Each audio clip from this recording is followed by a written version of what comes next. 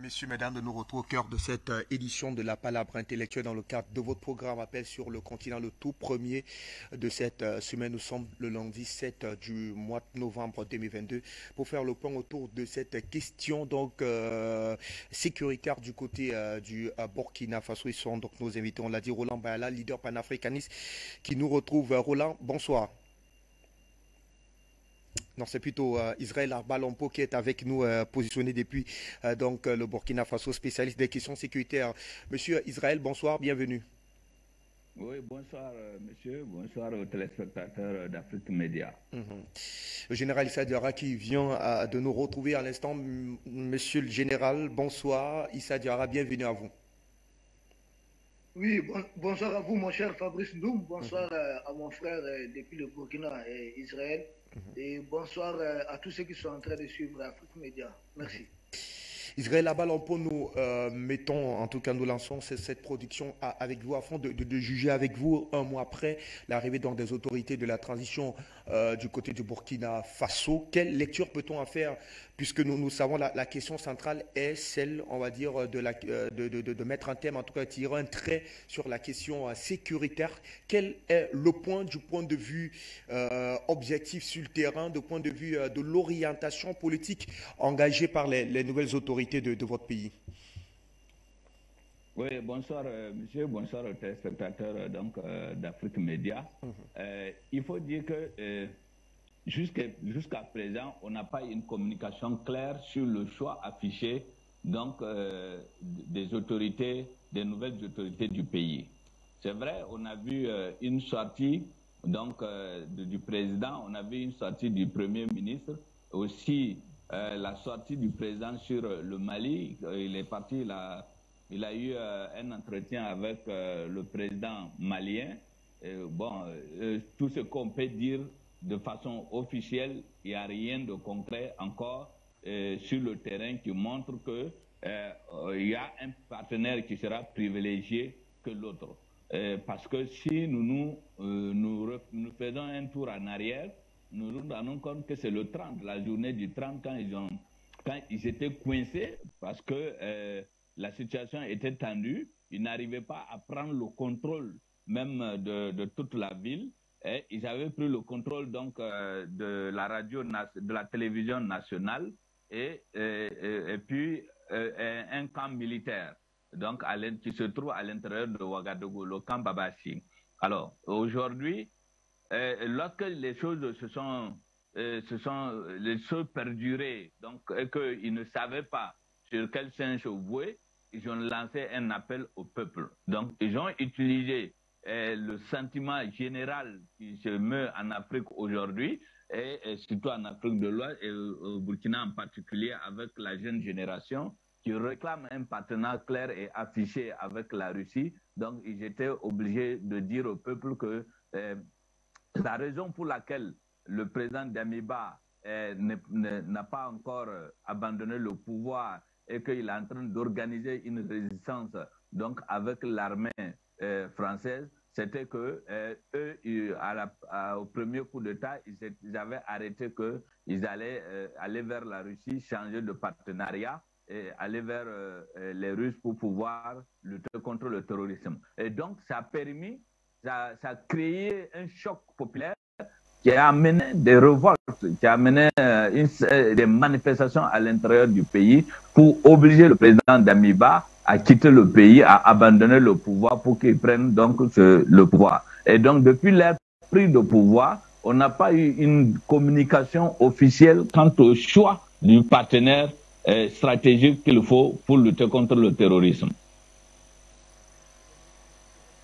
Avec vous, Larba Israël Lompo, pour apprécier effectivement cet état de choses, il y a eu la récente sortie du Premier ministre chef du gouvernement qui laissait entendre qu'effectivement le gouvernement burkinabé était en train de travailler pour mettre en place une véritable coopération militaire avec des États privilégiés, ceux des pays qui vont fièrement s'aligner dans la volonté effectivement de permettre à ce pays de juguler la crise sécuritaire, mais seulement ils ne souhaitaient pas que, on va dire, les marcheurs, vous connaissez mieux que nous quiconque, en tout cas la terminologie qui est retenue pour ces nombreux manifestants, que les marcheurs soient ceux-là qui vont véritablement dicter la politique extérieure, surtout celle sécuritaire du gouvernement burkinabé. Est-ce qu'il n'y a pas véritablement contradiction à un moment donné sur la position du Premier ministre chef du gouvernement?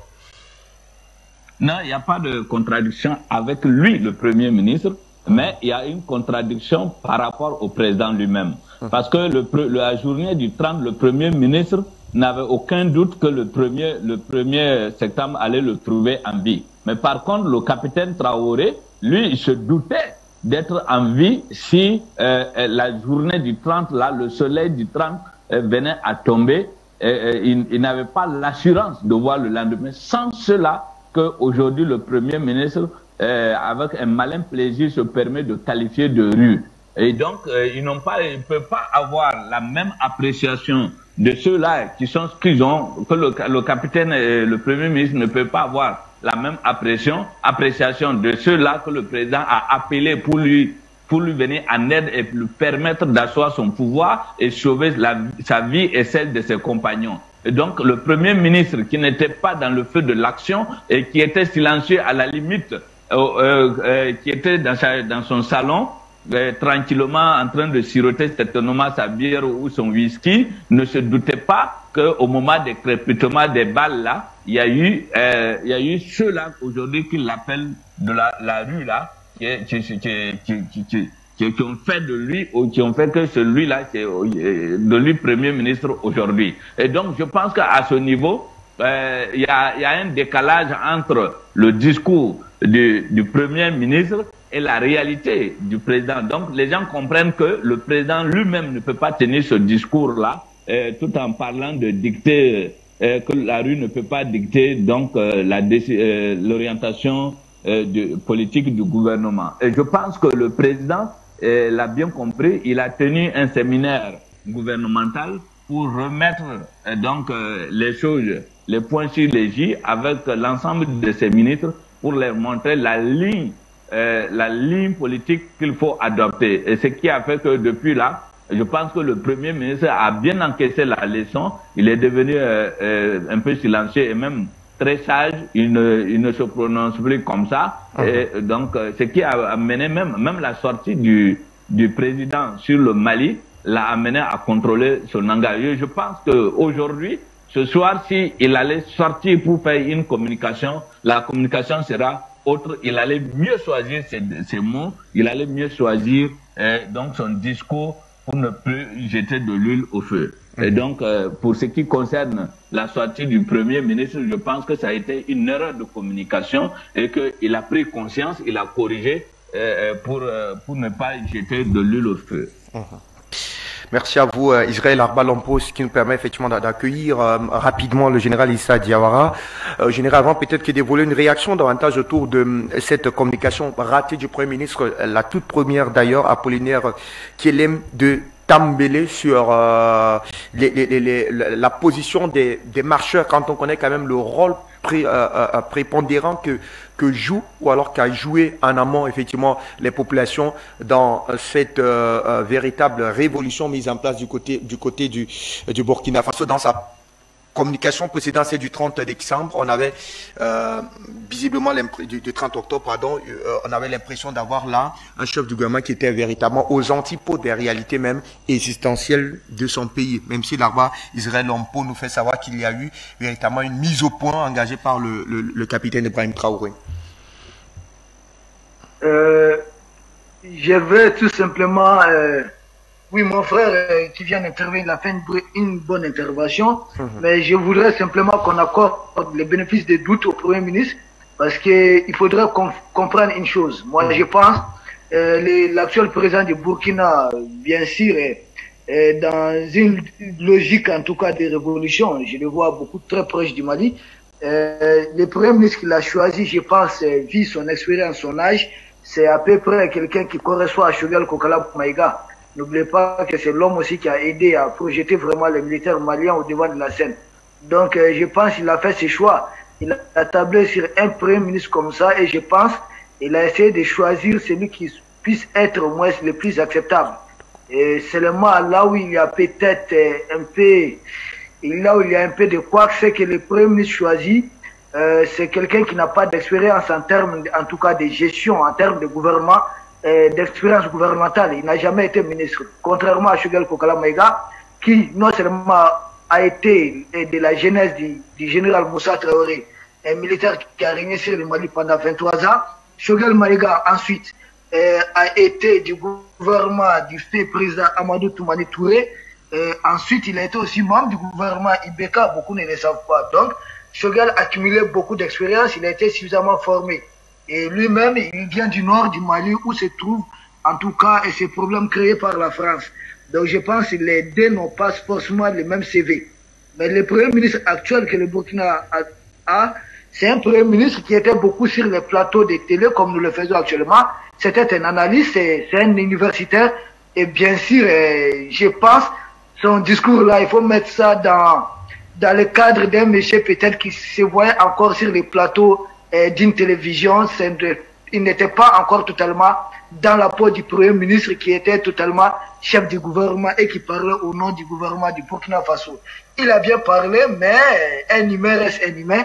Il y a eu certaines erreurs de communication qu'il faut vraiment reconnaître, surtout à s'en prenant à la rue, c'est une erreur de communication, mais comprenons aussi son parcours, il n'était pas dans la rue au même titre que ces jeunes-là, donc il n'a pas la même appréciation comme le président capitaine, en tout cas Ibrahim Traoré. C'est ce que moi je peux noter de la communication du Premier ministre. Et d'ailleurs, l'incohérence, pour même comprendre, lui-même, il a dit lors d'une de ses interviews que lui va s'occuper de la chose civile et politique et que le président doit s'occuper uniquement de la chose militaire, de l'aspect sécuritaire. Mais lui, en se prononçant sur les partenaires russes et d'autres partenaires français ou autres, il a mis son pied dans ce qu'on appelle le volet sécuritaire dont lui-même, il avait dit auparavant qu'il ne devait pas se prononcer sur la chose sécuritaire et que c'était le président qui devait avoir l'entière responsabilité de piloter cela. Donc je pense que c'est des choses qu'il va corriger au fur et à mesure parce qu'il est Premier ministre, il va se constituer un cabinet et c'est ce cabinet dorénavant qui prend le relais et en tout cas qui va travailler pour qu'il ne soit pas dans certaines erreurs de communication. Et d'ailleurs, la visite du président Ibrahim Traoré au Mali, je pense que c'est une réponse pour dire au Premier ministre, rassurer le peuple burkinabé qu'en réalité, non, nos partenaires sont le Mali. Et le Premier ministre l'avait d'ailleurs souligné dans sa communication. Il dit que leur partenaire privilégié, naturellement, logiquement, c'est le Mali. Merci. Merci infiniment à vous, mais je reste avec vous. Général Issa Diarra tout à l'heure pour tenter à votre niveau d'apprécier votre lecture géopolitique sur les nouvelles autorités du pays. Israël Larba était un tout petit peu perplexe tout à l'heure quant à la vision véritable mise en place par les autorités de ce pays. Après, est-ce que on n'est pas véritablement dans la précipitation que de leur demander des actes concrets sur la nouvelle orientation politique à mettre sur pied quant à la démarche, effectivement, on le sait, le leitmotiv, on l'a dit, c'est de pouvoir juguler le plus rapidement possible la question sécuritaire, en tout cas, dans le pays. Ok, merci.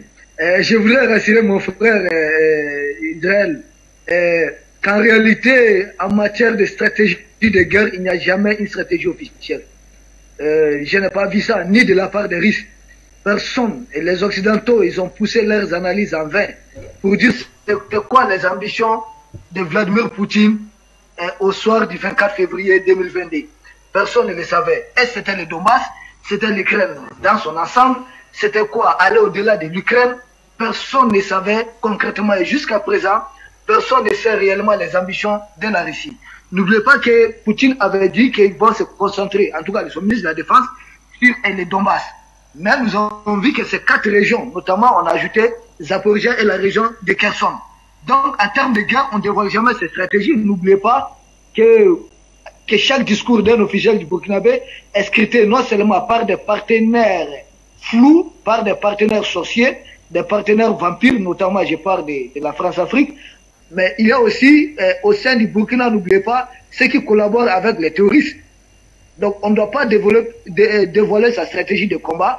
D'ailleurs, moi, les discours que les officiels prononcent, c'est toujours des discours qui visent à créer ce qu'on appelle une diversion pour les ennemis que nous sommes en train de combattre. On ne les met jamais sur une vraie piste.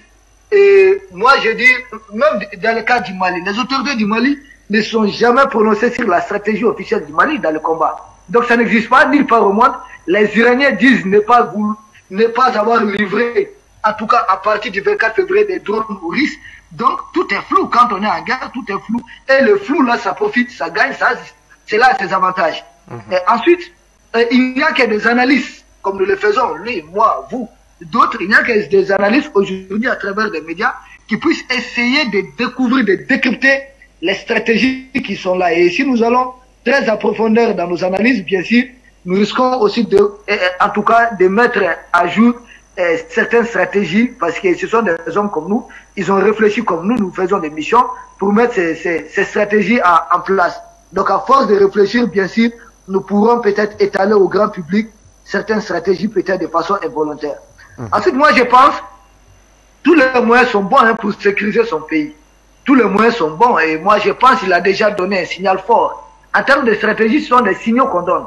En venant au Mali et se retourner tranquillement au Burkina et ne plus aller quelque part, c'est un signal fort. Et ce qu'il faudrait voir, il faudrait s'attendre à un QG d'opération conjointe, que moi je vois d'emblée, entre le Mali et le Burkina, il doit avoir des opérations conjointes.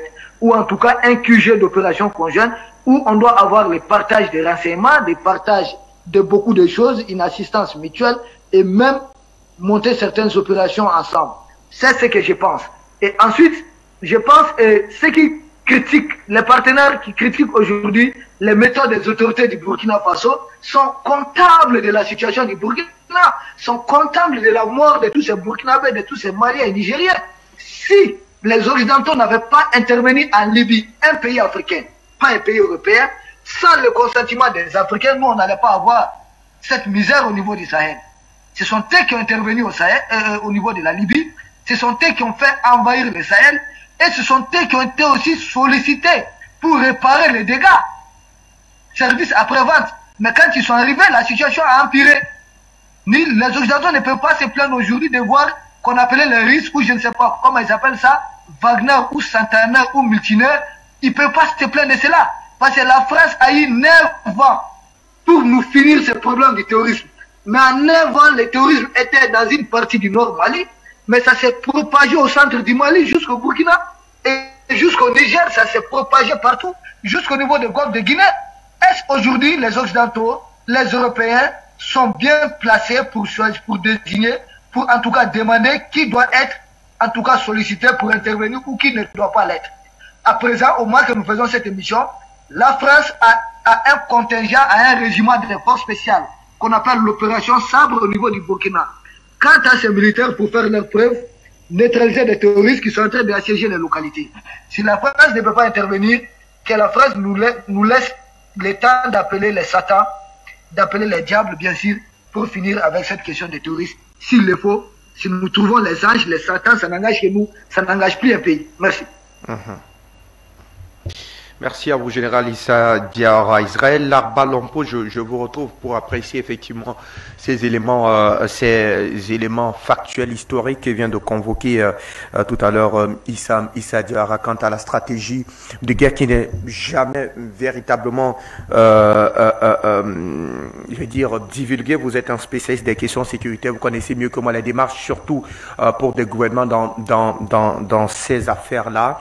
Mais il y a quand même un élément assez important que le général Issa Diawara a tenu à relever tout à l'heure, c'est cette première visite quand même officielle du capitaine Traoré qui a tenu effectivement à aller faire le point avec son homologue du côté du Mali, un fait qui permet quand même de croire que l'on est visiblement sur on va dire sur le même chemin de pensée que celui prôné par le colonel Assimi Goïta du côté du Mali. Oui, je pense que, je ne sais pas si je me suis fait bien comprendre. Ici, la question était que, est-ce qu'il y a une orientation aujourd'hui que les autorités, moi qui suis sur le terrain, est-ce que les autorités ont officiellement affiché leurs partenaires, le choix de leurs partenaires? C'était ça. Il ne s'agit pas de stratégie de guerre.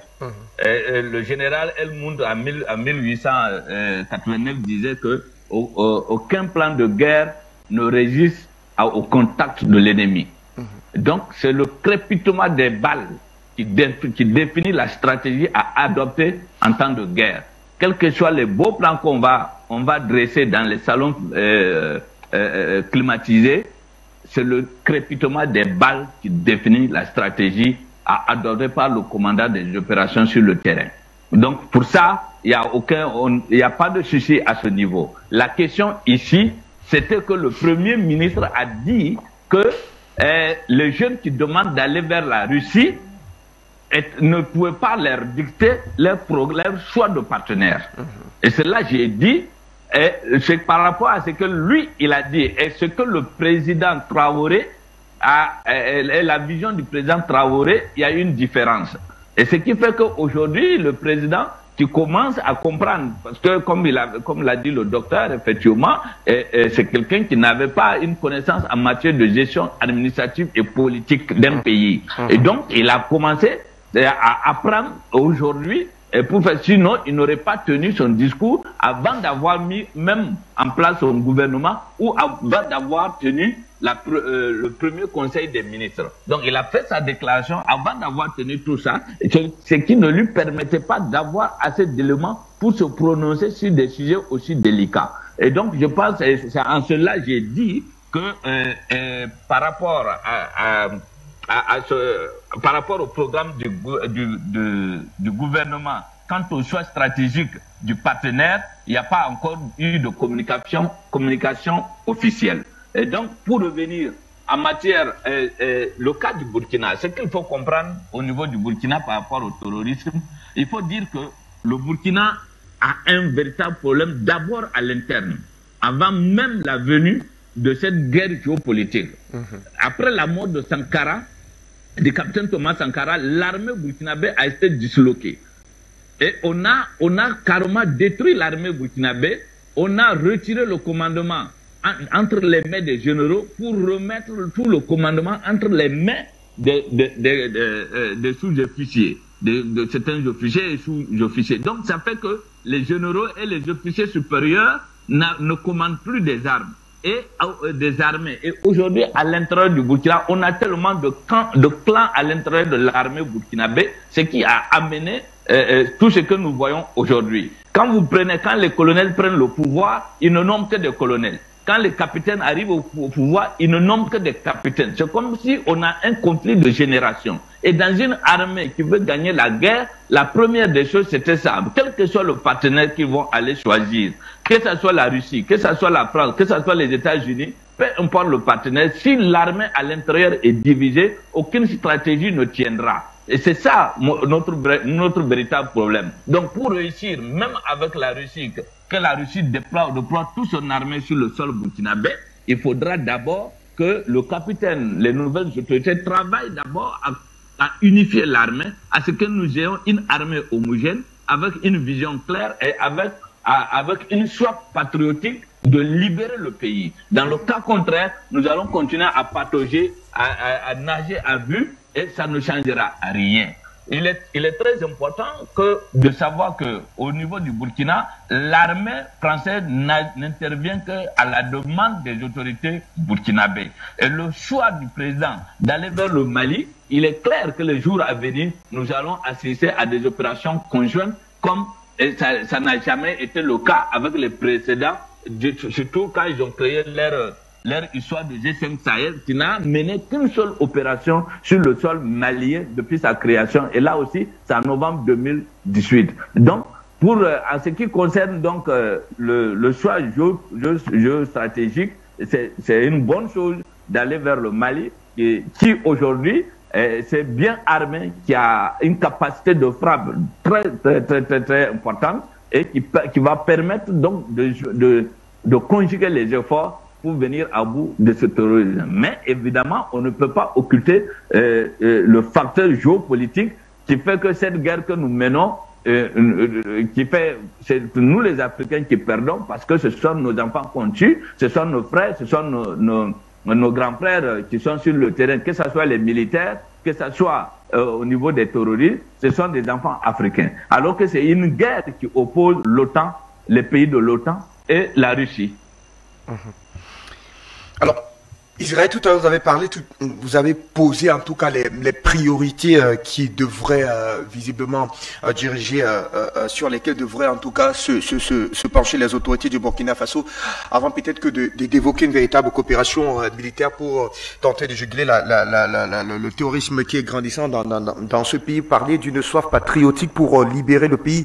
Mais est-ce que cette soif-là n'est pas déjà observée quand on sait qu'il y a il y a eu près de 5000 volontaires burkinabés qui ont demandé en tout cas d'être enrôlés dans les rangs de l'armée pour visiblement pour s'engager pour la défense, on va dire, du Burkina Faso? En fait, le problème dans ce contexte, il y a des questions qu'il faut se poser pour véritablement cerner les vrais problèmes qui se posent au Burkina. Est-ce que le Burkina a un problème de nombre? Est-ce que l'armée a un problème de nombre? Ou bien l'armée a un problème d'équipement, ou bien l'armée a un problème de stratégie, ou bien encore notre armée qui est là depuis 7 ans, qui n'arrive pas même à anticiper. Je vous dis, hein, depuis 7 ans, 90% des attaques n'ont pas changé. C'est toujours les mêmes méthodes. C'est des embuscades, c'est des voies minées, c'est toujours les mêmes méthodes, c'est toujours les mêmes heures d'attaque. Les mêmes heures d'attaque, c'est toujours les mêmes heures d'attaque. Et quand on regarde tout ça, on se demande, est-ce que nous avons un problème de nombre, un problème de stratégie ou un problème d'armement? Les VDP qui étaient là, les volontaires pour la défense de la patrie, n'ont pas été armés. Ils n'ont pas d'armes. Et beaucoup ont été obligés de se retirer parce qu'ils se livraient à la mort. On ne peut pas recruter 50 000 VDP, les dit d'aller combattre les terroristes à main nue. C'est ça le véritable problème. Donc, est-ce que, avant de lancer le recrutement de ces VDP, est-ce qu'il y a des mesures pour les donner des armes, d'autant plus que les 3000 qui ont été recrutés avant leur arrivée peinent à avoir encore des armes. Comment la gendarmerie se plaint d'être sous-équipée pour bien mener la guerre? Ça, c'est le commandant. C'est le commandant, le chef d'état-major de la gendarmerie qui a dit qu'ils ont besoin des armes pour montrer de quoi leurs hommes sont capables. Donc, vous comprenez. Donc, le fait de recruter 50 000 VDP, 50 000 volontaires pour la défense de la patrie, bon, je ne sais pas à quoi ça correspond si le problème n'est pas là-bas. Si le problème des militaires, de la guerre, de l'armée n'est pas à ce niveau-là. J'ai parlé tout de suite des clans au niveau de l'armée. Nous avons aujourd'hui un conflit entre la hiérarchie qui ne dit pas son nom, la hiérarchie militaire, les généraux avec les colonels avec les capitaines, et à la fin, on ne sait plus, on n'a pas une armée. On ne peut pas gérer une armée en fonction des promotionnaires. Ça ne marche pas. Et c'est Blaise Compaoré qui a détruit cette armée-là avant de partir. Dans sa politique de toujours se protéger son pouvoir, il a détruit tout ce qu'on avait construit comme armée pendant 27 ans avant de partir. Et le jeune capitaine aujourd'hui se retrouve avec cette patate chaude dans sa main. Et donc c'est pourquoi il est important que les généraux, l'ensemble des classes, l'ensemble des générations de l'armée burkinabé, que chacun puisse avaler sa fierté et que on oublie que c'est un jeune capitaine qui est à la tête du pays et que aussi c'est le pays qu'il faut défendre et non pas le pouvoir d'un capitaine. Et c'est ça aussi le véritable problème. Il y a combien d'unités qui ne se manifestent pas? Il y a tout cela qu'il faut résoudre. Donc, quel que soit le partenaire, je le redis, quel que soit le partenaire, il faut d'abord résoudre le problème à l'interne au niveau de l'armée qui a été entièrement déconstruit pour servir aux intérêts non seulement de Blaise Compaoré, mais aussi de la France. Quand une armée nationale, à l'intérieur d'une armée nationale, on recrute cette armée-là, des unités, pour aller comme des mercenaires, pour aller mener la guerre au Libéria, en Sierra Leone, au profit de qui? De la France. C'est inadmissible. Et donc, tout cela, il y a tout cela qui est là, et nous payons les erreurs qui ont été commises par le président Blaise Compaoré. Allez, merci à vous Israël Larba. Issa Diawara, ce que dit quand même Israël Larba Lompo est fondamental quand on sait quand même que eh bien, le lieutenant-colonel Paul-Henri Damimba d'alors président de transition du côté du Burkina Faso, avait d'ailleurs commis un ouvrage dans lequel il relevait fort opportunement la condition précaire, en tout cas du militaire du côté du Burkina Faso. Et d'ailleurs, beaucoup avaient posé des espoirs sur sa gouvernance, pensant qu'il devrait permettre à ce que les choses avancent dans le sens de la marche, notamment l'équipement, mais surtout la formation de cette armée régulière, afin qu'elle puisse véritablement répondre aux besoins, du moins de répondre aux missions régaliennes. Est-ce que ce que décrit Israël Larba Lompo n'est pas fondamental? Est-ce qu'il ne faudrait pas d'abord restructurer même l'armée burkinabé avant peut-être d'évoquer une collaboration ou alors un partenariat militaire avec un pays européen? Ok, merci beaucoup. Oui, ce que dit mon frère, Larba Israël, c'est fondamental, c'est réel. Peut-être si je vais en ajouter peut-être une couche, seulement pendant qu'on restructure l'armée, il faut savoir que l'ennemi ne nous attend pas. C'est aussi une réalité avec laquelle il faut composer. Nous ne sommes pas dans une situation normale.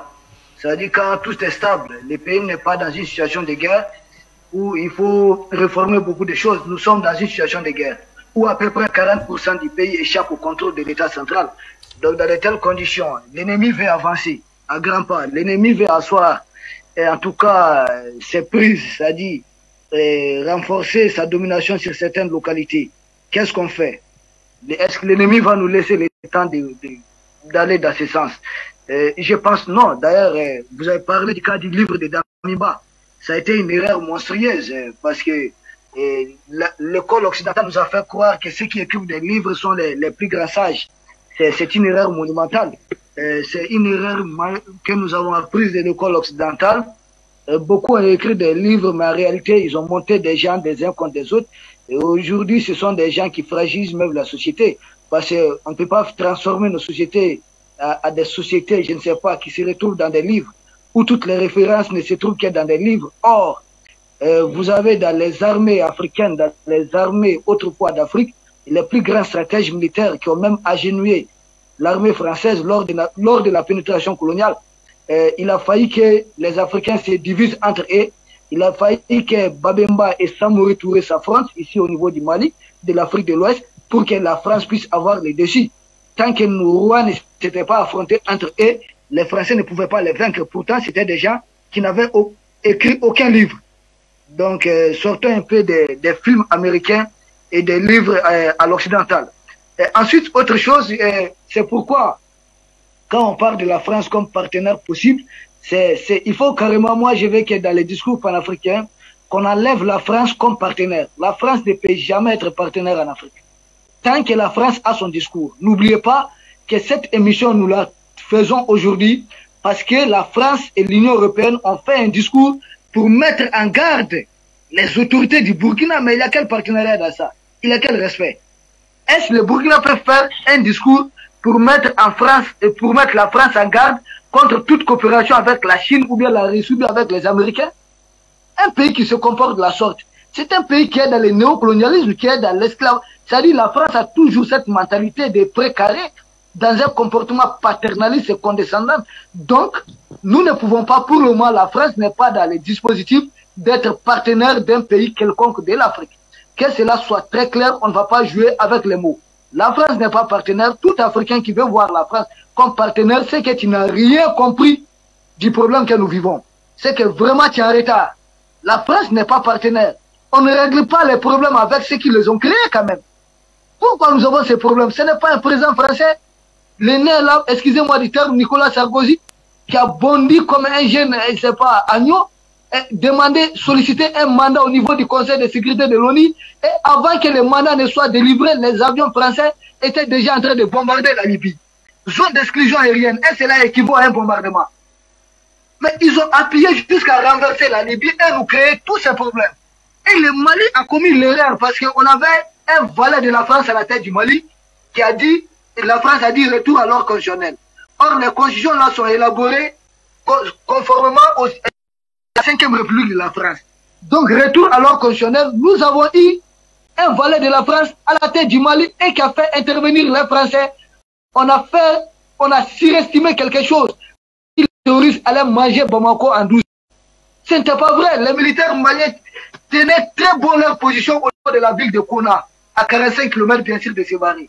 Donc, aujourd'hui, malgré cela, la France a eu 9 ans pour régler ces problèmes. Est-ce que la France a réussi à régler ces problèmes? Pourquoi le Burkina est aujourd'hui déstabilisé? Est-ce que la France est parvenue à régler les problèmes? La réponse est non. Est-ce que la France aujourd'hui est bien placée pour nous dire avec qui nous devons composer ou avec qui on ne doit pas composer? Maintenant, pour répondre aux questions des volontaires, je vois mon ami a beaucoup de questionnements là-dessus. Moi, je pense que le recrutement des volontaires au Burkina Faso répond à quelques points. Le premier point, c'est quoi? Nous sommes dans une guerre. C'est pourquoi je dis même ce qu'on appelle choix des partenaires. On ne dit pas tout de suite la Russie est notre partenaire. On ne le fait pas. Si vous le faites, vous enfermez, vous embourbez dans quelque chose. Même les Russes ne vont pas vous prendre au sérieux. Vous ne pouvez pas dire que ce sont les Turcs qui sont nos partenaires. Il faut savoir vendre cher sa peau, son image. Il faut savoir vendre cher son alliance stratégique. Parce que tout le monde a besoin d'un pays africain. Donc à nous de savoir qu'est-ce que nous pouvons exploiter aussi des autres. Il y a longtemps que les autres sont en train de nous exploiter. À quel jeu nous pouvons aussi jouer pour les exploiter? Comment user en tout cas de notre intelligence pour bénéficier de quelque chose de façon très rapide? Donc moi je ne suis pas pour qu'on définisse clairement les choix des partenaires. Je pense que le flou c'est la diplomatie qui joue à l'ombre. Et déjà la venue au Mali, on sait qui sont les partenaires du Mali. Donc c'est aussi une façon de dire, ce sont des signaux qu'on lance. Les choix des volontaires, du recrutement des volontaires. Vous avez la première réponse, c'est d'abord une question de dissuasion. Quand l'ennemi en face sait qu'aujourd'hui, le Burkina est en train de recruter en nombre, et ce sont des patriotes, des gens qui peuvent s'engager volontairement. Vu le nombre d'abord 50 000, moi je ne crois même pas que l'armée du Burkina a un effectif de 50 000 hommes. En tout cas, l'armée malienne n'a pas ça. D'après, en tout cas, ce que moi je sache. Et donc, si une armée même qui n'a pas 50 000 hommes et recrute tout d'un coup plus de 50 000 personnes, les camps d'en face peuvent se voir submergés. D'abord, c'est un besoin. C'est une bonne opération de communication. Ensuite, et c'est une question aussi qui vise à démobiliser l'ennemi, les camps d'en face. Et ensuite, les 50 000 hommes, c'est plus de renseignements. N'oubliez pas que derrière chacun de ces individus, vous avez une famille. Vous avez des familles. Donc chacun va dorénavant se voir impliqué dans cette histoire, dans ce combat contre le terrorisme. Il s'agit de fédérer une alliance patriotique autour des autorités. Autre point qu'il faut retenir dans ça, il s'agit, vous avez vu récemment, le Mali a militarisé la police et la protection civile pour tenir les localités que les militaires vont libérer. Parce qu'il ne faut pas libérer une localité parce qu'on a des dupliqués d'effectifs et qu'après les terroristes viennent se réoccuper et commencer à se venger contre ceux qui ont collaboré avec les militaires, avec l'armée. Donc la meilleure de façon, quand vous avez de tels volontaires, ils peuvent servir aussi à tenir les positions libérées par l'armée du Burkina Faso. Et ensuite, ces volontaires peuvent être un appui fait s'ils sont réellement formés. C'est là qu'il faut voir en tout cas les choix des partenaires. Est-ce que la France peut être en mesure de former les volontaires du Burkina Faso jusqu'à ce qu'ils puissent défaire les terroristes? La réponse évidemment c'est non. Parce que n'oubliez pas, il y a une plainte qui attend la France au niveau du Conseil de sécurité pour soutien au terrorisme. Ça c'est très important. Donc la France aujourd'hui est accusée par un État souverain comme un sponsor des terroristes. Et le Mali dit disposer de toutes les preuves et nous savons que la France travaille pour que cette réunion ne voit jamais le jour. Donc est-ce qu'aujourd'hui la France peut contribuer à cela? La réponse est non. Et je pense dans le QG d'opération conjointe entre le Mali et le Burkina, il sera question bien sûr. Je ne pense pas que l'armée du Burkina aujourd'hui peut faire face aux terroristes et former 50 000 personnes. C'est trop. Je pense que beaucoup seront formés sans doute du côté du Mali et beaucoup peuvent être formés qui partent du côté du Mali, bien sûr par les Russes et par les militaires maliens et par d'autres partenaires. N'oubliez pas que l'Ouganda doit arriver très bientôt au Mali dans le cadre d'appui, en tout cas à la formation et dans le combat contre le terrorisme. Donc il y a d'autres partenaires qui vont arriver et qui doivent contribuer à la formation rapide de ces volontaires. Donc ce qui compte beaucoup, c'est la formation de ces volontaires et surtout leur équipement, comme l'a dit mon frère, l'Arba Israël, il faut qu'ils soient vraiment équipés. il ne faut pas les faire des chairs à canon. Les mettre en première ligne, ensuite ils vont tomber pour que l'armée vienne faire le boulot. Non, ils doivent être en seconde ligne, en dernière ligne. Ils doivent tenir les positions libérées par l'armée. Et bien sûr, si les djihadistes il n'existe pas de djihadistes, les terroristes, en réalité des mercenaires de la France, si ces terroristes-là veulent s'attaquer à un village, que ces hommes soient déjà bien formés et que ces gens-là soient déjà en mesure de défendre, de les tenir avant l'arrivée de l'armée et l'armée régulière du Burkina Faso. Et un dernier point, les volontaires vont bénéficier sans doute des primes. C'est aussi une façon de diminuer la tension au sein de la société. Merci.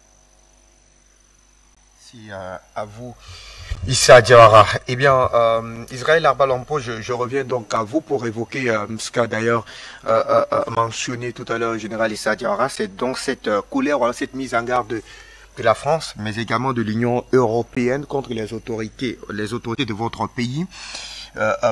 Si jamais ces derniers voulaient mettre sur pied une véritable coopération avec la Russie. Pourquoi cette fixation sur la Russie alors qu'on a bien suivi tout à l'heure le général Issa Diawara qui parle d'un accompagnement militaire de plusieurs pays, que ce soit au niveau de la sous-région et même au-delà, qui veulent effectivement accompagner le Burkina Faso à traverser cette zone de turbulence. On a d'ailleurs suivi les autorités du pays qui ont déclaré qu'ils étaient ouverts à toute forme de coopération avec n'importe quel pays. Oui, il faut dire que, en fait, pour ce qui concerne la France, je pense que au moment même que j'écrivais sur la présence française au Mali, en 2013-2014, j'étais même lapidé par les Maliens en son temps pour dire que la France n'est pas une solution. Donc moi, la France ne vient même pas dans mes débats comme une solution palliative ou quoi. La France, elle a fait 9 mois. Elle a fait 9 ans au Mali. La seule chose qu'elle a réussi à faire, c'est d'abord, c'est aller bombarder un mariage civil. Voilà, c'est le fait marquant de sa présence au Mali, c'est d'aller bombarder un mariage civil. Donc, pour moi, la France n'est pas une option. Et maintenant, quand je reviens au niveau des volontaires pour la défense de la patrie dont nous en parlons, nous allons parler d'équipement. Il faut dire que en fait, le problème du Burkina, à ses débuts, on a pris à la légère cette lutte contre le terrorisme là, parce que dans les régions aujourd'hui occupées et que l'armée nationale n'a pas accès et que personne d'autre ne peut mettre pied, l'État n'est même pas présent. Alors, dans cette zone, dès qu'il y a eu les premières attaques dans ces zones-là, le gouvernement a demandé aux populations de rendre leurs armes parce qu'il va avoir des opérations de ratissage.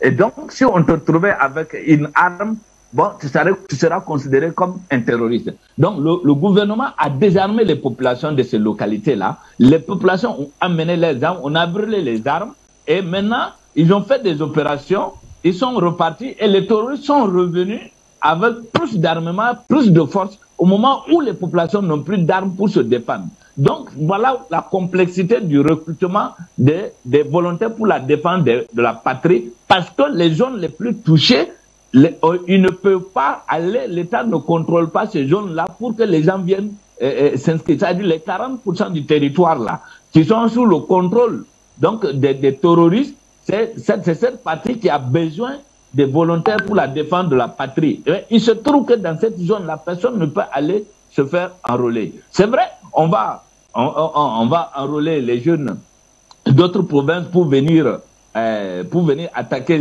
pour venir libérer ces zones-là. Il se trouve qu'à ce niveau aussi, il y a un problème. Il y a un problème quand nous n'avons pas, puisque pour par exemple aller libérer la région de l'Est, il faut obligatoirement des opérations aériennes. C'est là où la coopération avec le Mali va porter ses fruits. C'est pourquoi je dis, ce qu'il faut faire, le recrutement, l'un des avantages de ce recrutement de 50 000 volontaires, c'est d'abord assécher aussi la source de recrutement des terroristes. Parce que c'est au sein des mêmes populations que les terroristes aussi reculent. Donc, si on arrive à recruter les 50 000 volontaires au niveau de ces zones-là, on allait assécher un peu les sources de recrutement donc des terroristes. Le deuxième problème qu'il a évoqué, c'est le problème pécuniaire. C'est difficile aujourd'hui quand on sait qu'un volontaire au Burkina est payé à 20 000 francs CFA. Et parfois, ils n'ont même pas, c'est dans ça, il va mettre encore son carburant pour aller défendre la patrie. Donc, c'est compliqué. Donc, il y a tellement de choses qu'il faut résoudre à l'interne d'abord pour pouvoir véritablement réussir cette lutte. Et moi, je dis toujours, vaut mieux une coopération entre pays africains que de compter sur un pays étranger hors Afrique dont on sait il n'y a pas un pays qui va quitter l'Europe pour venir pour la défense de la patrie burkinabé sans intérêt. Ça n'existe pas. Ça n'existe pas et ça ne va pas, ça ne peut pas commencer par le Burkina. Et donc, si toutefois les pays limitrophes du Burkina Faso arrivent à comprendre que la sécurité, leur propre sécurité dépend de la sécurité du Burkina, du Mali et du Niger, et là, ils seront obligés de porter une main forte donc aussi au niveau donc du Burkina Faso à l'armée burkinabé pour qu'il ne soit qu'en matière de renseignement pour que nous puissions venir à bout de ce terrorisme-là. Il est aussi important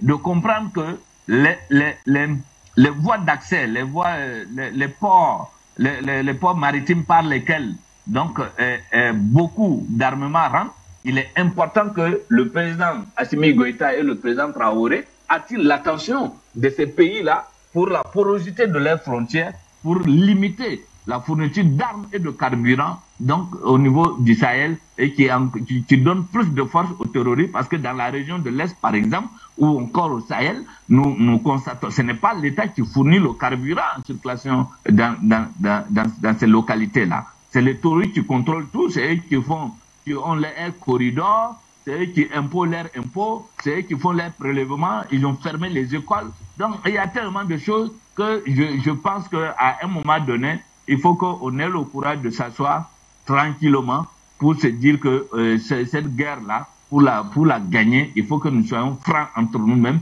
Si nous sommes divisés à l'intérieur de nous, parce que l'avantage du Mali, c'est que l'armée malienne est solidaire avec le pouvoir en place. Et ici, nous avons un problème, un véritable problème qu'il nous faut résoudre. On ne peut pas avoir dans une armée où les colonels ont leur camp, les généraux ont leur camp, les capitaines ont leur camp. Et donc, ça cause problème. Quand le colonel Damiba est arrivé au pouvoir, il a balayé tout ce qui est général et il a nommé dans les postes stratégiques, le commandement, les colonels de sa promotion et qui sont sortis de la même école que lui. Et aujourd'hui, on a un capitaine au pouvoir qui est en train de prendre aussi la même démarche. Donc, on se demande comment on peut mener la guerre dans cette logique-là où on a une gestion du pouvoir par promotion. Donc, il faut qu'on quitte cette caricature-là du pouvoir d'État pour pouvoir gagner la guerre. Parce que pour moi, même avec l'alliance avec le Mali, ne peut pas porter fruit si à l'intérieur de notre armée, nous avons autant de problèmes que ceux de l'extérieur qui nous guettent, tels que la France, l'Europe, qui ne faut rien d'autre que de nous maintenir dans cette guerre. Merci à vous Israël Arbalompo. On va rapidement aller au standard pour apprécier également le point de vue de nos téléspectateurs qui nous retrouvent actuellement dans le cadre de ce fait d'actualité lié donc au Burkina Faso. Au téléphone, bonsoir, bienvenue, nous vous accueillons.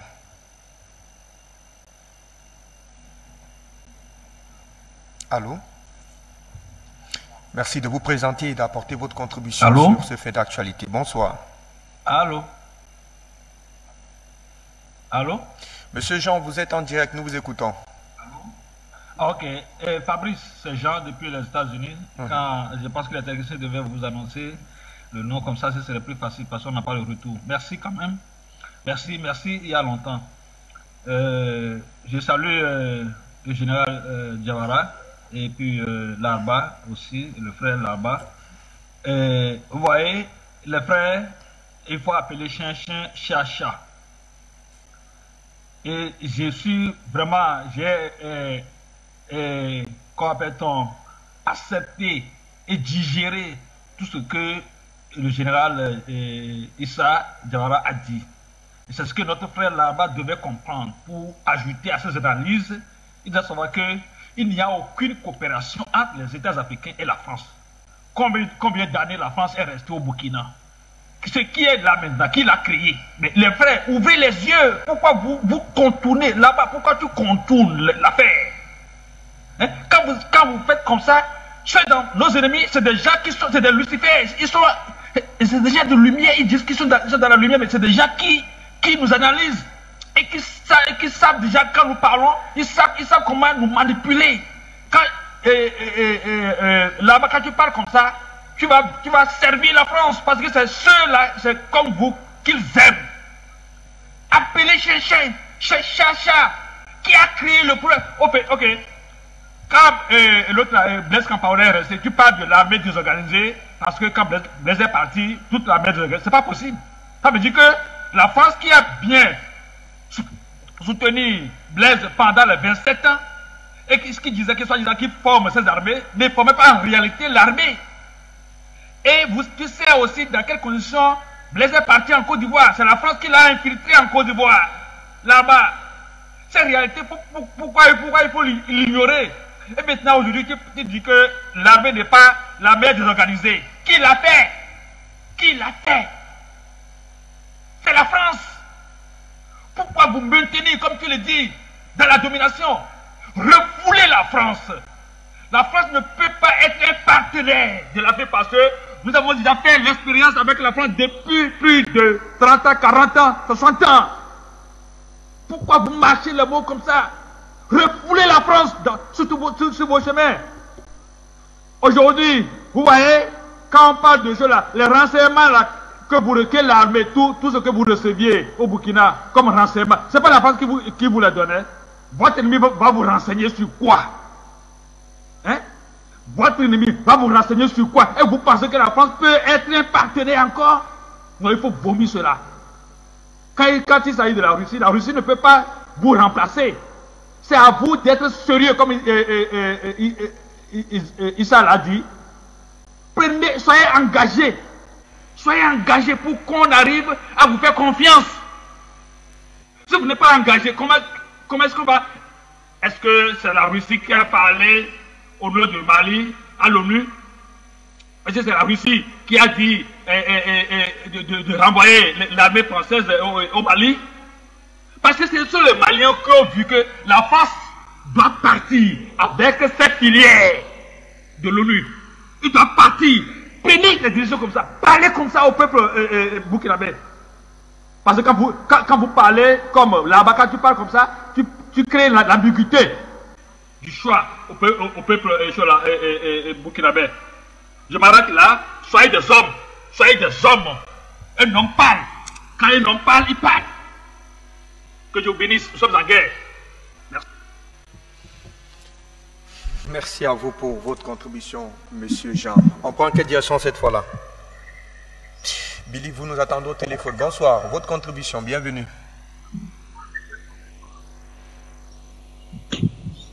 Allô? Billy, nous vous écoutons. Bonsoir. Allô?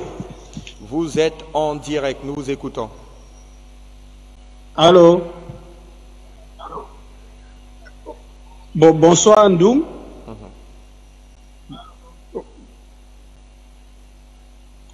Oui, bonsoir, Ndoum. Bonsoir, Afrique Média.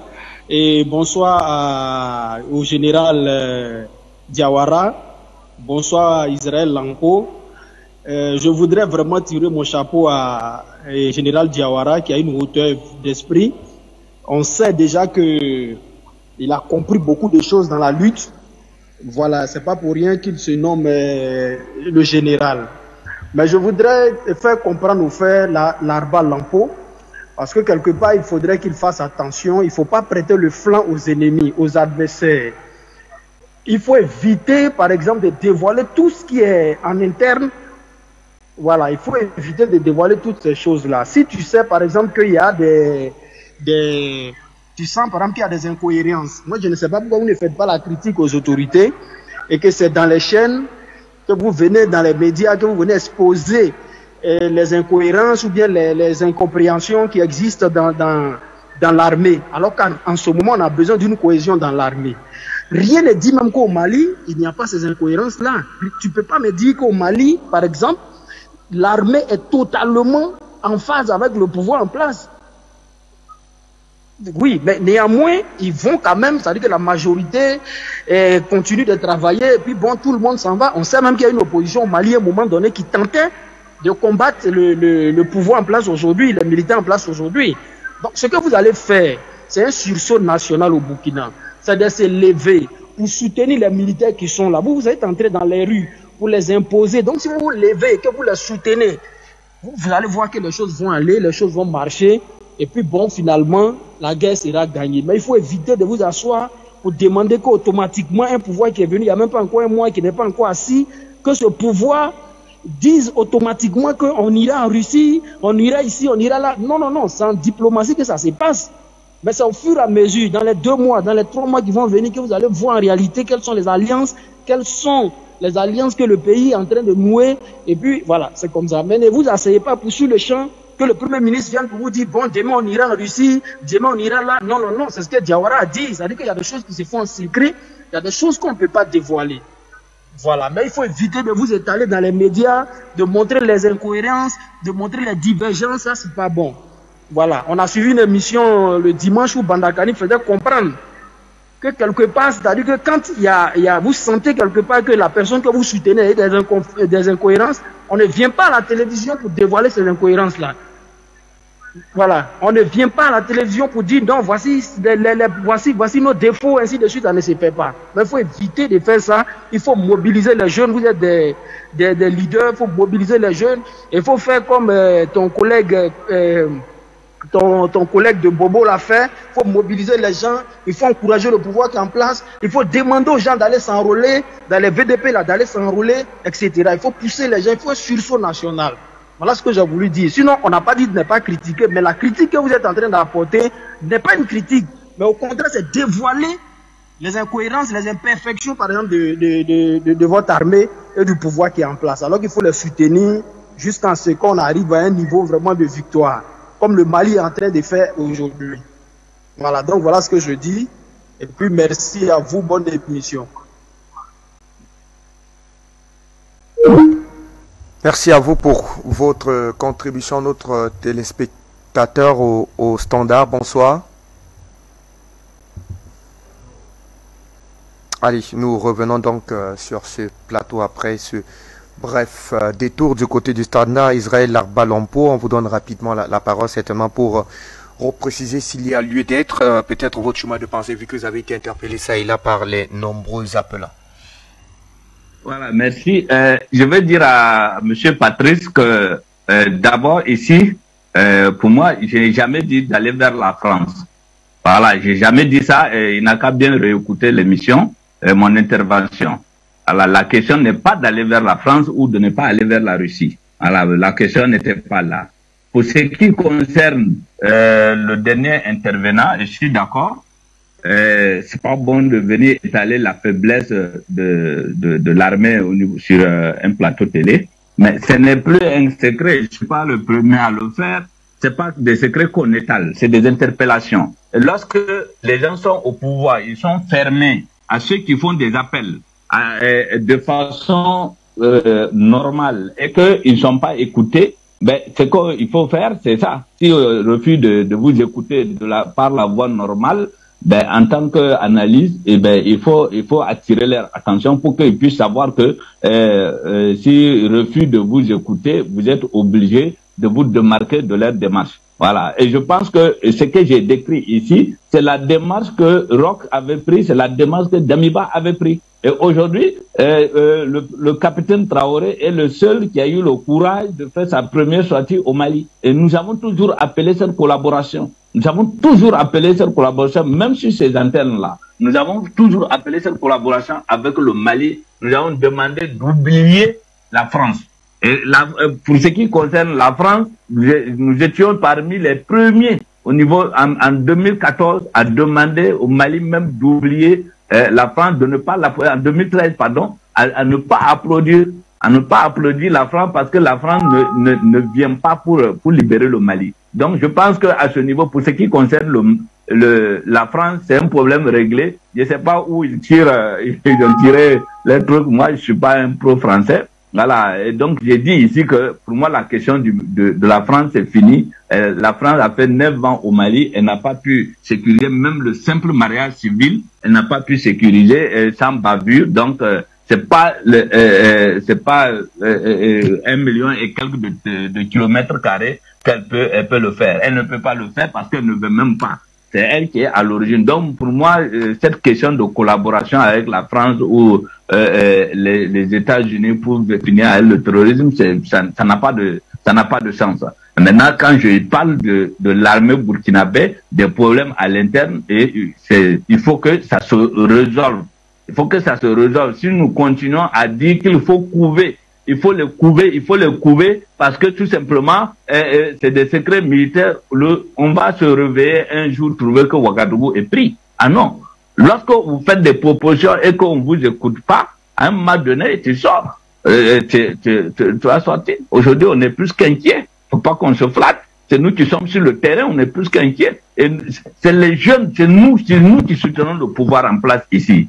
C'est nous qui soutenons ce pouvoir-là. Il n'y a pas tous les vieux politiciens qu'on voit, ils sont en train de courir pour les postes. Que ce soit les vieux politiciens, que ce soit les généraux et autres, les personnes les plus âgées, ce pouvoir est en place grâce à la jeunesse. Et c'est cette jeunesse-là qui soutient.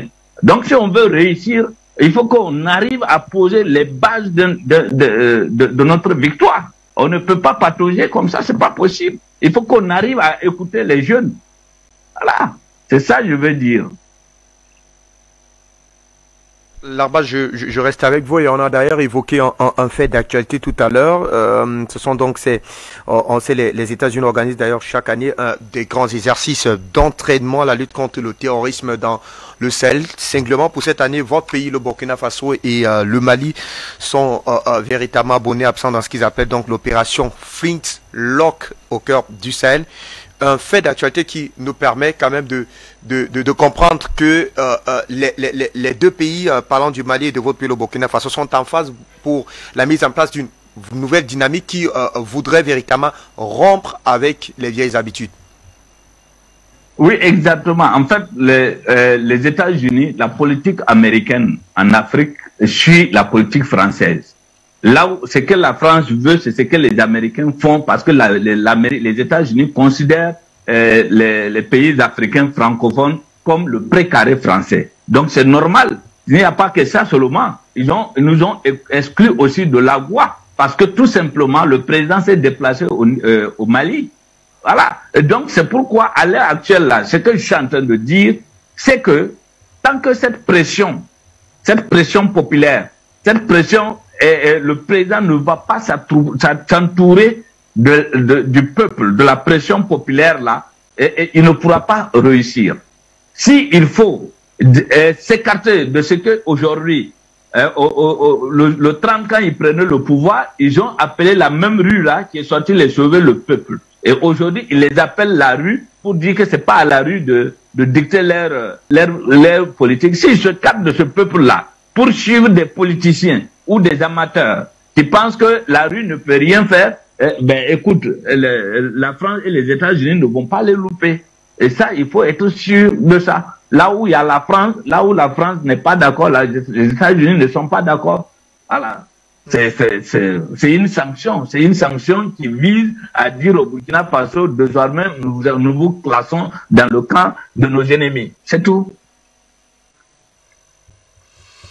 Merci à vous. Alors, Général Sadiara, je vous retourne également la même préoccupation, vu que le Mali et le Burkina Faso ont décidé donc de ne pas en tout cas participer à ces grandes manœuvres militaires coordonnées par les États-Unis du côté du Sahel. Et on l'a dit, et on a su tout à l'heure Israël Larba Lompo, que cette nouvelle donne mise en place par les autorités du Burkina Faso n'est pas sans conséquence, vu qu'au lendemain d'ailleurs de l'arrivée du président Traoré Ibrahim du côté du Mali, eh bien le pays a été sanctionné, sorti effectivement de la Goa. Qu'en est-il du Mali? Vous savez, je salue tous les appelants. J'aimerais simplement rassurer mon frère Larba Israël Et si les autorités essaient de se faire coopter par la vieille classe politique, ça sera aussi considéré comme un abandon de la part de la jeunesse. Tant que vous n'avez pas été réprimé dans les manifestations, vous êtes en droit de tenir la rue, de tenir les manifestations et de montrer que vous n'êtes pas d'accord avec un tel. C'est votre droit. Mais c'est quand ils vont commencer à vous réprimer pour les beaux yeux de la vieille classe politique, en ce moment vous dites qu'ils ont fait leur choix. Et je pense pour le moment, vous et moi, acceptons certaines choses. Le capitaine, il est très jeune, il n'a jamais été ministre, il n'a jamais été à certains postes de responsabilité. Thomas Sankara, d'accord, mais Thomas Sankara n'avait pas connu ces problèmes du terrorisme. Et beaucoup n'ont pas connu ces problèmes. Aujourd'hui, ces problèmes de terrorisme, c'est vraiment une guerre par procuration. C'est pas facile, aussi pour ces dirigeants. Mais il faut que la jeunesse soit là. C'est le pouvoir du peuple. C'est vous. Tu l'as bien dit, c'est vous qui leur avez donné ce pouvoir. Dans la rue, c'est votre pouvoir. Protégez-les et le président ne peut aller que dans votre sens. N'attendez pas qu'il vous appelle. Il faut l'accompagner dans ce sens. Maintenez la pression, c'est bien de communiquer. Et ensuite, moi, je vais dire, l'exercice, Fabrice Ndoum, l'exercice dont vous parlez là. Vous savez, moi, je suis contre ces exercices militaires, pour vous dire vrai. Ces exercices militaires, c'est comme quand vous êtes professeur. Vous essayez de former vos élèves pendant 3 mois et puis vous faites une évaluation. Ces exercices sont une occasion pour les armées occidentales de venir tester le niveau de nos pays. Voir entre le Mali et le Burkina qui a progressé, entre le Burkina et le Niger qui a progressé, du côté de la Mauritanie qui a progressé. Voici en fait un succès, les résultats même de cet exercice. Ce n'est pas un exercice pour nous aider à finir avec les terroristes, non. Et ça, c'est le premier objectif. Deuxième objectif, cet exercice-là vise à nous soumettre dans un complexe d'infériorité. Dire que les armées de Dieu sont venues nous former. Et les Américains sont venus, comme nous le voyons dans les films de Commando et de Van Damme, où vous allez voir des militaires ou un militaire américain à lui seul vaincre toute une armée. Donc, on vient nous apporter les trucs d'Hollywood. C'est un peu ça. Soumettre nos militaires à une sorte de complexe. Donc moi, je suis contre cet exercice. Nous-mêmes, nous devons nous exercer et dire à nos militaires que les militaires français et américains ne sont pas plus hommes que vous. Ils sont peut-être mieux équipés. Mais si on met les équipements à côté, ou si nous avons les mêmes équipements, ils ne peuvent rien. Si nous avons les mêmes drones qu'eux, les mêmes hélicoptères qu'eux, si nous avons les mêmes armes nucléaires, travaillons à obtenir ce dont ils disposent et qui nous manque. Voici des exercices que nous devons faire. Si nous devons travailler, c'est dans ce sens. Et non à pleurnicher parce que nous, on a manqué un exercice. Cet exercice-là, c'est colonial, c'est néocolonial, c'est esclavagiste, c'est un comportement paternaliste. C'est comme un papa qui vient entraîner son enfant à faire du karaté. Moi, je suis opposé à ces exercices militaires.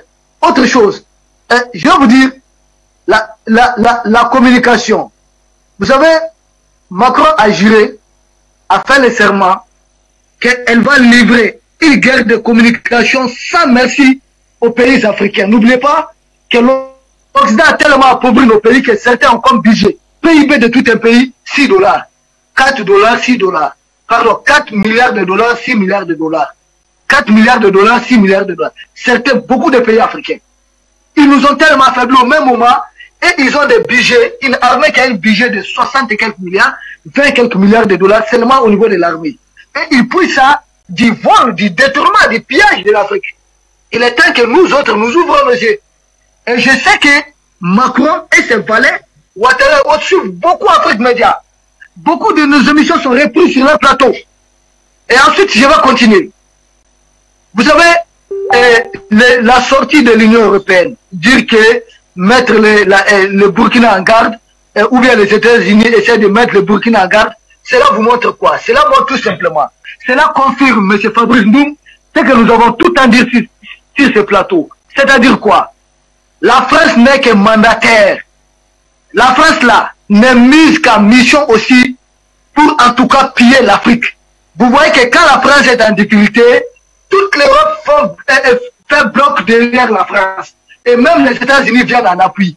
Et au même moment, les Africains, des valeurs comme le Ouattara et le Bazoum, que je ne vais jamais arrêter de maltraiter tant qu'ils vont se comporter de la sorte, et ils font bloc derrière la France au même moment pour essayer de mettre à genoux le Mali, le Burkina, la Guinée, tous les pays qui veulent se libérer, en tout cas du colonialisme.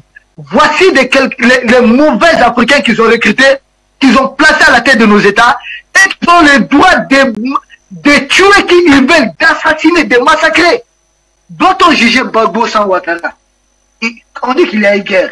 Un président qui était là, légitime, l'armée régulière, contre un autre qui est venu avec des rebelles. Mais on juge le président légitime, on laisse celui qui était à la tête des rebelles. Et nous, quand on voit la France ou l'Europe comme des partenaires, c'est une erreur monstrueuse. Nous pouvons jouer sur leur nerf pour gagner ce qu'on veut très rapidement. Jouer sur le nord de l'Europe, c'est quoi? Sur les États-Unis, c'est quoi? Aujourd'hui, ils nous ont mis dans une situation pas du tout possible, pas du tout facile. Qu'est-ce que nous pouvons faire? Comment construire notre unité rapidement, comme le Mali et le Burkina sont en train de faire? Je pense même que la Guinée est très lente à rejoindre le bloc. Il faut que la Guinée rejoigne militairement le bloc du Mali et du Burkina Faso. Et ensuite, je vais avancer parce que je sais que l'État n'est pas avec nous. Et vous savez, toute la stabilité de la zone aujourd'hui, pourquoi? On dit Wagner, les Russes, ça dérange les Européens. Wagner, les Russes, ça dérange les Européens. Les Européens, eux-mêmes là, ils collaborent avec les Russes. Pourquoi en Afrique ça les dérange? C'est la question qu'il faut se poser. Pourquoi en Afrique ça les dérange?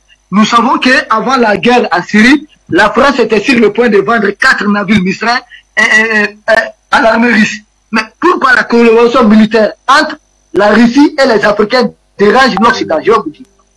Parce que l'Occident a fait de l'Afrique non seulement une zone qu'on est en train d'exploiter comme beaucoup le pensent, non, mais l'Afrique est une zone de réserve. C'est-à-dire l'Afrique regorge suffisamment de réserves que l'Occident garde à côté. Pour le moment, ils peuvent voler chez les Arabes, ils peuvent détourner là-bas, en Afrique à compte-gouttes, parce qu'il ne faut pas trop voler, même les 10% qu'ils vont donner aux Africains, il ne faut pas que cela aide les Africains à se développer. Donc, pour le moment, l'Afrique, c'est une zone de réserve. Il y a du rhénome, il y a tout, c'est l'avenir du monde. Quand les Russes et autres là viennent, et pour faire perdurer ces chaos, ils créent le terrorisme. Et quand les Russes là arrivent, qu'est-ce qu'ils font? Ils vont aider à mettre fin au problème du terrorisme. Or, s'il n'y a plus de problème de terrorisme, comment justifier la présence des militaires occidentaux sur le territoire africain? Comment les Africains commencent de plus en plus à revendiquer leurs droits? Comment justifier leur présence? Donc, il faut combattre les Russes. Ils ne doivent pas aider les Africains à finir avec les problèmes que nous, occidentaux, nous avons créés. Il faut diaboliser les Russes. Il faut dire que Wagner, c'est le Satan. Comme si les extrémistes qui se battent dans les rangs des armées occidentales ne sont pas des diables. Et ensuite, pour terminer, le dernier point, les retombées à court terme d'une coopération avec les Russes. S'il y a stabilité de l'Afrique, qu'est-ce qui va se passer? Ça montre quoi? Les Africains vont à ce moment retomber dans ce qu'eux-mêmes ils prônent, les valeurs du capitalisme. C'est quoi? Ils disent le marché libre, non, le non-libéralisme. Donc nous allons faire un appel d'offres adéquat.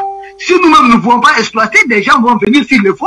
Donc l'Afrique doit gagner beaucoup. Or, si nous ne sommes plus orientés vers la guerre, on ne soutient plus un budget de guerre, nos budgets sont orientés vers le développement. L'Afrique va se libérer des Occidentaux. Et si tel est le cas, les Occidentaux seront en difficulté, les industries occidentales. Parce que les Occidentaux ont transformé les Africains à des peuples consommateurs. C'est-à-dire quoi? Et ils produisent tout. Excusez-moi du terme. Même les préservatifs, quand ils produisent, c'est nous qui devons consommer. Mais mon Dieu, c'est quoi? Nous devons tout consommer et ils doivent tout produire. Chez eux, on doit créer des emplois, de sorte que l'Afrique doit rester ce pays, à ce continent qui ne fait que consommer. Leur riz, nous, on doit consommer. Leurs engrais, on doit consommer. Nous, on doit tout consommer et ils doivent tout produire. Ils viennent prendre notre pétrole ici. Ils vont raffiner ça, ils vont nous vendre ça cher. Ils viennent prendre notre coton, le coton. Ils vont transformer ça en textile là-bas, ils vont faire des habits. Et puis ils vont porter ces habits quand ça devient vieux là. Ils vendent ça ici en Afrique, au Mali on appelle ça yugu yugu. Le vieux vêtement, et puis nous on va porter. Regardez dans quelle situation ils ont mis les Africains. Donc ils ont peur de cela. En fait, si l'Afrique se libère, nous allons devenir une puissance industrielle et eux, ils vont tomber. Et recycler, c'est quoi? Même les Africains n'auront plus besoin de se jeter à la Méditerranée pour rejoindre ces gens-là là-bas, c'est Satan. On n'aura plus besoin de traverser la Méditerranée ou l'Atlantique. Donc les Africains vont rester ici, ils vont manquer les mains d'œuvre.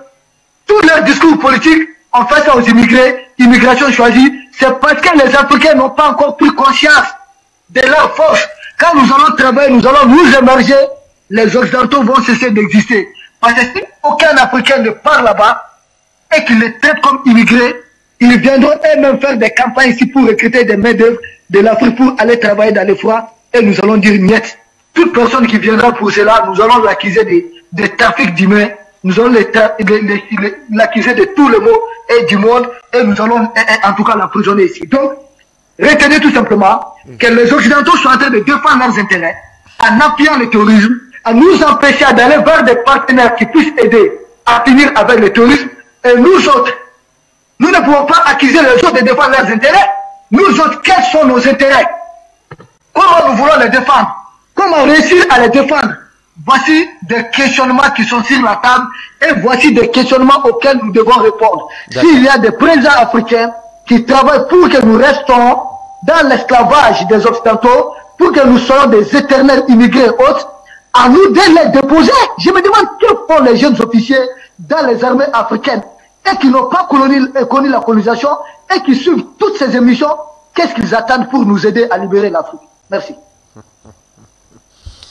Merci à vous, Général Issa Diawara. Merci infiniment à vous, Israël Arba Lompo, pour vos contributions ô combien importantes dans le cadre de cette autre livraison d'appel sur le continent. Et nous vous laissons donc en compagnie de l'intégralité du discours du Premier ministre burkinabé Apollinaire Kelem de Tambélé afin d'apprécier effectivement sa lecture des faits sur la situation sociopolitique au Burkina Faso. À demain pour une nouvelle édition d'appel sur le continent.